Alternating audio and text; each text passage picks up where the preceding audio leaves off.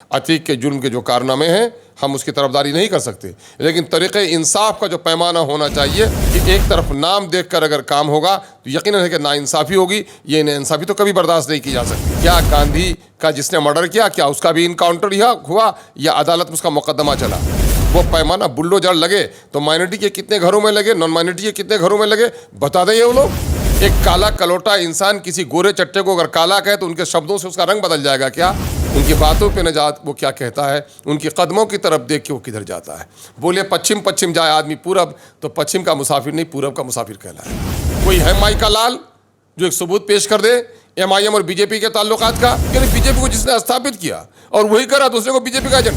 हाँ, नहीं पलटी मारी, अगर विचारों में तब्दील की वचनबद्धता के साथ, अगर वाकई बीजेपी के लिए लड़ने के खिलाफ लड़ने के लिए मुत्तहिद होंगे तो मैं समझता हूँ ऐसे लोगों का साथ देना चाहिए। सदर की बात कर रहे हैं तो मुझे याद है कि आज आपके सदर पर भी इल्ज़ामात लगाए जा रहे हैं। अतीक अहमद के बेटे की इनकाउंटर में साजिश के तहत या जिस हाल में आप लोग कह रहे हैं, एक वो वाक़या चल रहा है, साथ साथ ये भी चल रहा है, क्या ओवैसी नहीं चाहते हैं कि उत्तर प्रदेश में अमन व चैन सुकून हो? क्या नहीं चाहते हैं कि अतीक अहमद जैसे गुंडे और गुर्गे या उनके बेटे जैसे लोग शांत हो जाएं? नहीं, मेरा नेता तो ये चाहता है कि पूरे देश में धर्म के नाम पर नापाक राजनीति नहीं हो, और मामला आए असद का और अतीक का तो अलग कानून और दूसरे लोगों का अलग कानून। अगर इनकाउंटर किया है असद के लोगों को तो वहाँ पर जो ज़ियाउल हक का मर्डर हुआ डीएसपी का, तो इनकाउंटर उसका भी तो करके दिखाओ। मेरे सदर ने तो यही कहा कि इस मुल्क में अमन व अमान इंसाफ उसी वक्त कायम होगा जब पुलिस अपना काम करे और अदालत को अपना काम करने के लिए दिया जाए। क्या गांधी का जिसने मर्डर किया, क्या उसका भी इनकाउंटर हुआ या अदालत में उसका मुकदमा चला? तो ये होना चाहिए। मामला ये है कि एक तरफ नाम देखकर अगर काम होगा तो यकीनन है कि नाइंसाफ़ी होगी। ये नाइंसाफ़ी तो कभी बर्दाश्त नहीं की जा सकती है, और मैं समझता हूँ कि इस तरह जुनून की राजनीति बहुत दिनों तक नहीं होगी। यकीनन है कि हम किसी के जुर्म की तरफदारी नहीं कर सकते। अतीक के जुर्म के जो कारनामे हैं हम उसकी तरफदारी नहीं कर सकते, लेकिन तरीक़े इंसाफ का जो पैमाना होना चाहिए वो पैमाना बुल्डोजर लगे तो माइनॉरिटी के कितने घरों में लगे, नॉन माइनॉरिटी के कितने घरों में लगे, बता दें ये वो लोग। इंसाफ एक तरफा तौर पर कायम होगा। इंसाफ सबके साथ एक साथ सलूक करने का नाम है। किसी एक ख़ास कम्युनिटी को निशाना बनाकर उनको परेशान करना, इसका नाम, उन पर खौफ दहशत पैदा करना, इसका नाम इंसाफ नहीं है। महागठबंधन के बतौर नेता ये जब कहते हैं कि आप बी टीम हैं तो महज उस बातों को फिर से हम जोड़ेंगे। उस अदाकारी के तस्लीम में अगर बात की जाए तो गिरिराज सिंह भी कहते हैं कि योगी बाबा जैसे बिहार को भी ज़रूरत है। आपकी क्या राय? मैं देखिए, ऐसे लोगों के बातों पर कोई तवज्जो देने की ज़रूरत नहीं है। तवज्जो तो देना पड़ेगा ना, क्योंकि आपको एक बी टीम ही कहा जाता है। अरे बी टीम कहें, दुनिया देख रही है। बी टीम मुझे कौन कह रहा है? एक काला कलोटा इंसान किसी गोरे चट्टे को अगर काला कहे तो उनके शब्दों से उसका रंग बदल जाएगा क्या?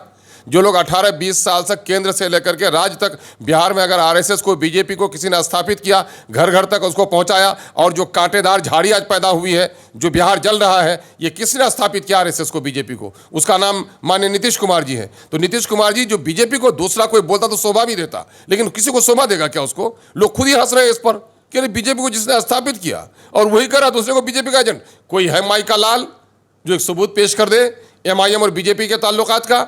मेरे नेता ने कौमी सतह पर हो, रियासती सतह पर हो, हमें बीजेपी के नज़रियात, आरएसएस के बातिल नज़रियात, मुसलमानों पर, दलितों पर होने वाले जुल्म में जो आवाज़ उठाई है उसकी नज़ीर नहीं कहीं मिलती। और हम मज़हब देखकर, ज़ात देखकर, इलाका देखकर बात नहीं करते। हम इंसाफ की बात डंके की चोट पे कहते हैं।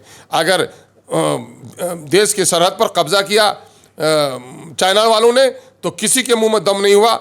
अगर पार्लियामेंट में किसी ने ज़ोरदार तरीके से आवाज़ उठाया 56 इंच के सीने वालों पर, उसका नाम बैरिस्टर असदुद्दीन ओवैसी है। जब काला कानून आया, तलाक बिल की पेशी हुई, सारे लोगों के मुंह में पट्टी बंधी हुई रह गई। जो लोग अपने आप को सेकुलर कहते हैं, एनआरसी में नीतीश कुमार जी ने किसका साथ दिया? तलाक बिल में किसका साथ दिया? आप गठबंधन में रहते हुए बीजेपी के उम्मीदवार राष्ट्रपति को आपने वोट दिया।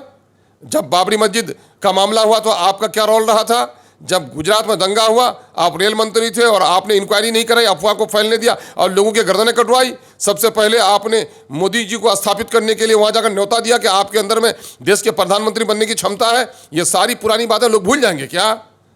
चीखने और चिल्लाने से हकीकत की तस्वीर नहीं बदलती भाई। दुनिया सब कुछ देख रही है। उनकी बातों पे न जा वो क्या कहता है, उनकी कदमों की तरफ देख के वो किधर जाता है। बोले पश्चिम पश्चिम जाए आदमी पूरब, तो पश्चिम का मुसाफिर नहीं पूरब का मुसाफिर कहलाएगा।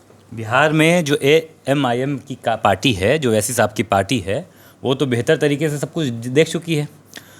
2024 के लोकसभा इलेक्शन में सभी विपक्षी दल जो है वो एकजुट हो रहे हैं। तो क्या ऐसा नहीं लगता ये घड़ी है मामले मसाइल को भूलकर बिहार से इसकी शुरुआत की जाए, हाथ मिला लिया जाए? देखिए, वैसे होनूज दिल्ली दूरस्थ, लेकिन सवाल ये पैदा आपको याद होना चाहिए। तो क्या फिर आप ये जो आपने बोला, मीडिया के साथी लोग आपको याद होना चाहिए 2019 में MIM ने बिहार में पटने में प्रेस कॉन्फ्रेंस करके कहा था कि इस वक्त बीजेपी की हुकूमत को बेदखल करना सबका फरीजा है और अकेले किसी पार्टी में ताकत नहीं है कि लड़े, उसके लिए एक लार्जर ग्रुप बनना चाहिए लाइक माइंडेड पार्टियों का। लेकिन हमारी बात किसी ने नहीं सुनी। हमने खुद तेजस्वी साहब से मुलाकात की। हम लोगों ने कहा कि भाई चलिए, आप जब लड़ रहे हैं, नज़रियात एक हैं हमारे, तो चलिए कुछ गुंजाइश हम लोग निकालते हैं। इन लोगों ने बात नहीं सुनी और 2019 का जो हश्र वो आपके सामने में है।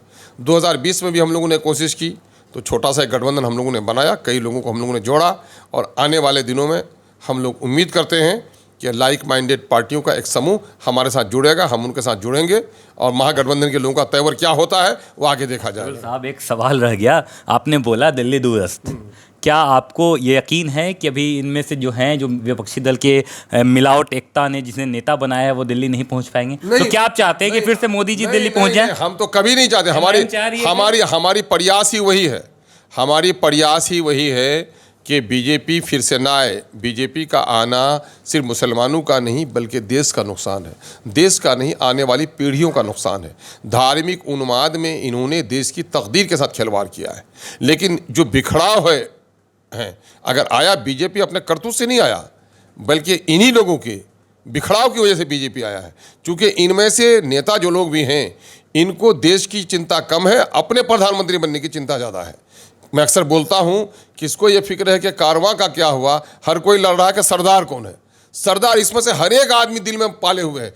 अरे भाई, निष्ठा के साथ माने पूरे तौर पर बलिदान का इरादा रखो, अपनी कुर्बानी का जज्बा रखो कि हम देश के हित में, कौम के हित में, नेशन के हित में अपने को कुर्बान करने की ज़रूरत पड़ेगी तो मैं अपने आप को कुर्बान कर दूंगा, लेकिन गलत लोगों को सत्ता पे आने नहीं दूंगा। ये होना चाहिए। ये तो इनका नज़रिया है नहीं। और मामला ये है कि जिन दिनों, पिछले दिनों में वो गालिब ने कहा था, वफादारी सरते उस्तवारी असल ईमा है, मरे बुत खाने में तो काबे में गारो बढ़मन को। बड़ा मानाखेज शेर है कि वफादारी असल होनी चाहिए। तो पिछले दिनों में जॉर्ज फर्नांडिस का मामला था, वफादार थे, वो अपने इरादों में अडिग थे और धोखा नहीं दिया उन्होंने। लेकिन नीतीश जी पर लोग कितना विश्वास करेंगे, है ना, क्योंकि इन्होंने तो बार बार पलटने का काम किया है।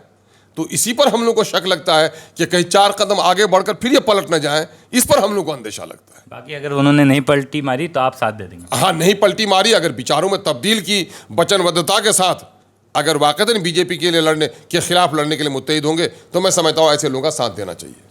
बिहार सरकार के साथ तो फिलहाल अभी MIM के प्रदेश अध्यक्ष नहीं है, लेकिन अगर किसी हाल में मोदी के खिलाफ अगर एकजुटता उन्होंने दिखाई तो अख्तर इल्मान साहब उनके साथ ज़रूर आएंगे और बखूबी उनके साथ कदम मिलाकर ये लड़ाई ज़रूर लड़ेंगे। बहरहाल इस खबर में इतना ही। धन्यवाद।